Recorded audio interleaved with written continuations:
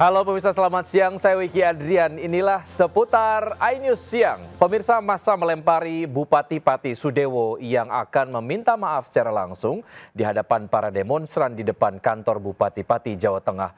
Unjuk rasa menuntut Bupati Pati mundur dari jabatannya di depan gedung DPRD Kabupaten Pati pun berujung ricuh.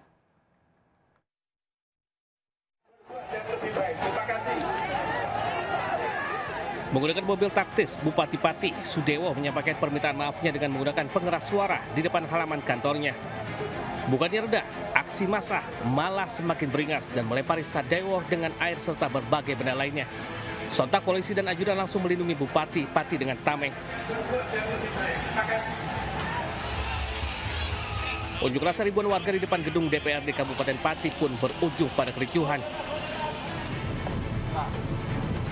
Amarah massa pun berlanjut dengan membakar satu unit mobil Provos milik Polres Grobogan. Melihat api melalap, polisi berusaha memadamkannya dengan mobil water cannon. Situasi semakin memanas karena massa meminta masuk ke dalam gedung DPRD. Massa pendemo bahkan nekat menjebol pintu kantor DPRD untuk bertemu anggota parlemen. Untuk meredam kericuhan, aparat menyemprotkan air ke arah massa. Dari Pati, Jawa Tengah, tim liputan iNews melaporkan. Nasib Bupati Pati Sudewo di ujung tanduk. Tak hanya di demo puluhan ribu warga, Bupati Sadewo kini harus menghadapi ancaman pemakzulan.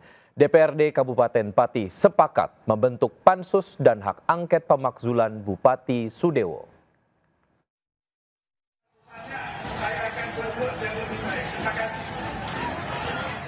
Demo besar-besaran puluhan ribu warga menuntut Bupati Pati Sudewo mundur berbuntut panjang. DPRD Kabupaten Pati langsung menggelar sidang paripurna dan sepakat membentuk panitia khusus pansus dan hak angket pemakzulan Bupati Sudewo. Seluruh partai setuju, termasuk Partai Gerindra, partai pengusung Bupati Sudewo dalam Pilkada 2024 lalu. Menghadapi hak angket pemakzulan dirinya, Bupati Sudewo lagi-lagi meminta maaf. Ini merupakan proses pembelajaran bagi saya. Kalau saya kan dipilih oleh rakyat secara konstitusional dan secara demokratis, jadi tidak bisa saya harus berhenti dengan tuntutan itu. Pada Pilkada 2024 lalu, Sudewo berpasangan dengan Risma Ardi didukung 7 partai termasuk Gerindra, Nasdem, PKB, dan Golkar dengan total 20 kursi di DPRD. Sementara pasangan lawan diusung PDIP, Demokrat, dan PKS dengan total 30 kursi di DPRD. Jika peta politik di DPRD tidak berubah dari sejak pilkada, pemakzulan Bupati Sudewo kemungkinan besar terwujud. Istana akan terus memonitor dinamika politik dan tuntutan warga terkait pemakzulan Bupati. Saya juga memonitor terus berkomunikasi dengan Bapak Gubernur Jawa Tengah. Semoga juga segera bisa kita cari jalan keluar terbaik. Gitu. Tim Liputan iNews melaporkan. Keinformasi lain, pemirsa, kebakaran melanda permukiman padat penduduk dan menyebabkan puluhan orang kehilangan rumah di Jembatan Besi Tambora, Jakarta Barat. Diduga asal api dari lantai 2 rumah warga yang ditinggal pergi memasak.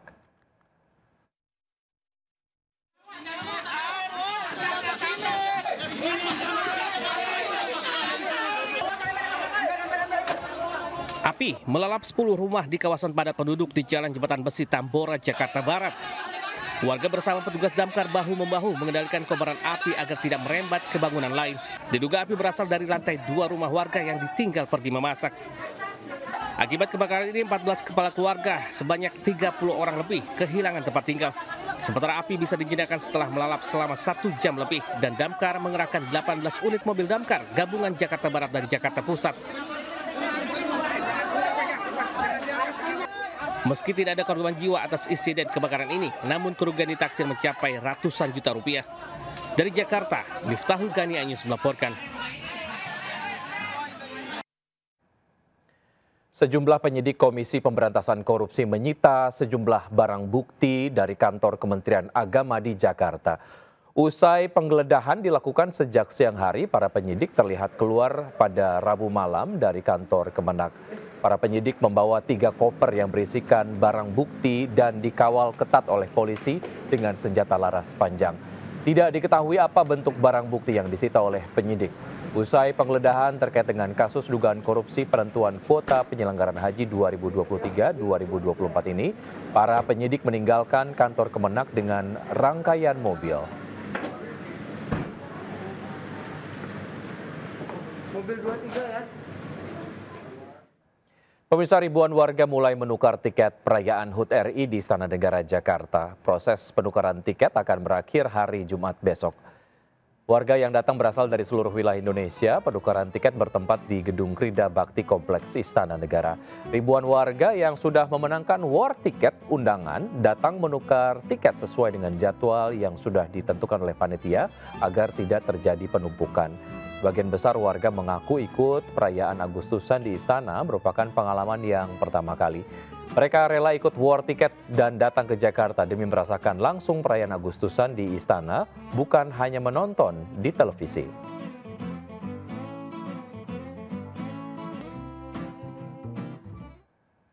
Ya, sambut hari ulang tahun ke-80 Republik Indonesia, warga sulap jalanan Dusun Mener mirip dengan wahana wisata di Karanganyar, Jawa Tengah. Jalan dan dinding pun dihiasi lukisan warna-warni yang meriah. Sambut HUT ke-80 Republik Indonesia, warga Dusun Mener RW 3, Desa Segoro Gunung, Kabupaten Karanganyar, Jawa Tengah, menyulap jalanan kampung menjadi kanvas raksasa. Karang Taruna setempat menghiasi jalan dengan berbagai ornamen warna-warni hingga mirip dengan wahana wisata atau taman bermain. Butuh waktu sekitar 8 hari dan lebih dari 52 ember cat untuk melukis di jalan sepanjang kurang lebih 500 meter itu. Sementara biaya yang dipakai merupakan dana patungan sukarela dari para warga. Awal mula ide melukis jalan muncul secara spontan dari sejumlah pemuda di wilayah itu. Sebelumnya pada tahun 2018 aksi serupa juga sempat dilakukan. Dari Karanganyar, Jawa Tengah, Halim Mafur, iNews melaporkan. Indonesia kembali menorehkan juara, tapi kali ini juara satu negara dengan pengangguran tertinggi di Asia Tenggara. Ekonomi sulit, badai PHK merajalela. Lalu apa yang bisa dilakukan oleh negara?